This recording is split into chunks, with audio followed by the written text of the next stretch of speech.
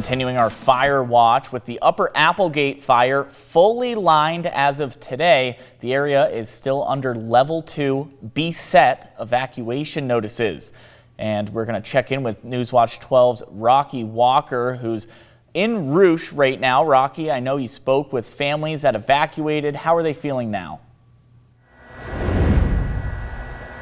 Well, Tim, we are on day 5 of Upper Applegate Fire, and they've really made some progress. As of today, it is 100% lined, and they're working on some plumbing, but but there's still some level 2 evacuations in place. Some evacuees have actually returned home today. A lot of them, they're hopeful, but they're still keeping their head on a swivel, looking for any fire activity near their homes.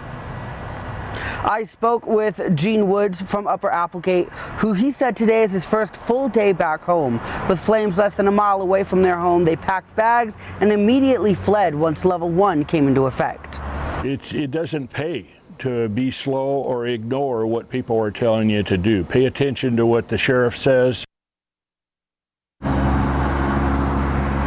They returned yesterday afternoon, packed belongings, and stayed on standby, checking if firefighters said to leave or if they saw flames approaching again. But today, he's much more hopeful, hearing of all the work that's being done by the crews.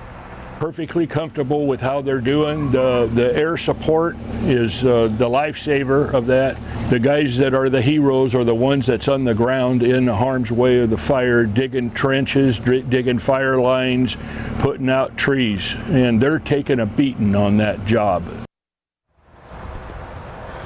When I spoke with Gene earlier, he showed me a little bit about his past, that he actually was a firefighter and his son is as well. And the reason it was a lot easier for him to leave when he needed to was because he knew that preparedness is key. That's what he emphasized in our conversation.